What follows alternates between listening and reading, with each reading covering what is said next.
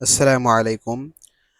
আপনারা যে দোকানটা ভিডিওর মাধ্যমে দেখতে পারছেন, এটা আমাদের গ্রামের নতুন দোকান দেওয়া হয়েছে।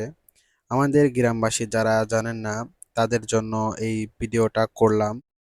আমাদের দোকানের লোকেশন যারা জানেন না তাদেরকে আমাদের পীরপুর আসার পরে নদীর ধারেই এই দোকানটি অবস্থিত আছে এবং আপনারা দেখতে পারছেন এই দোকান থেকে এই কাস্টমার বিস্কুট কিনে নিল। আপাতত দোকানে পর্যাপ্ত পরিমাণ জিনিস ওঠানো হয়নি। আজকেই দোকানটা চালু হয়েছে, এজন্য চা দিয়েই শুরু করেছে এবং সেই চাটা আমরা খাচ্ছি এবং আমাদের আশেপাশে আরো অনেক ময়মুরব্বি বসে তারাও চা খাচ্ছে। আশা করি দোকানটা খুবই ভালো চলবে এবং চাটা অনেক। এই দোকানে এখন পর্যাপ্ত পরিমাণ মাল-সামানা নেই। আজকে শুরু করছে এজন্য পান আর চা দিয়ে শুরু করছে। আর সাথে কিছু বিস্কুট আছে এবং ২-১ এর ভেতরেই দোকানটা পরিপূর্ণ হয়ে যাবে। পরিপূর্ণ হওয়ার পরে ইনশাআল্লাহ আপনাদেরকে আবার ভিডিও দিব। আমাদের আমাদের গ্রামে দোকান না থাকার কারণে আমরা খেলাধুলা এবং আমাদের বড় ভাইদের বা ছোট ভাইদের সঙ্গে একসঙ্গে দেখে মজা করে খেলা দেখা হয় না। আসলে বাড়িতে যতই টিভি থাক, বাড়িতে ওরকম চিল্লানোও যায় না।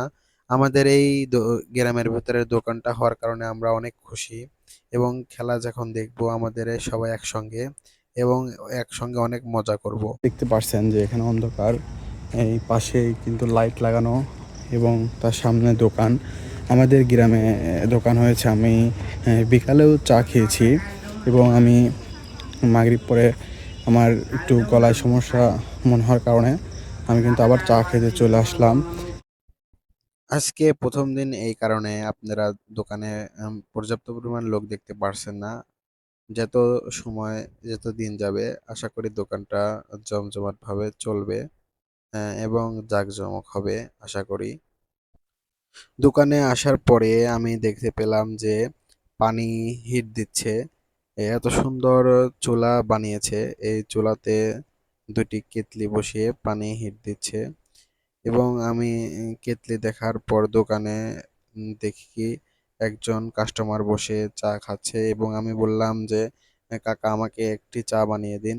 এরপরে কাকা আমার জন্য চা বানাচ্ছে। বিকালে যে চাটি খেয়েছিলাম এটা অনেক ভালো লাগছিল এবং অনেক স্বাদ ছিল, এই কারণে আমি আবার চলে আসলাম এবং চা বানিয়ে আমাকে দিয়ে দিল। চাটা খেলাম এবং এরপরে আমি একটা পান নিয়ে বাড়ির উদ্দেশ্যে রওনা হলাম। কিছুক্ষণ পর বাড়িতে চলে আসলাম আলহামদুলিল্লাহ।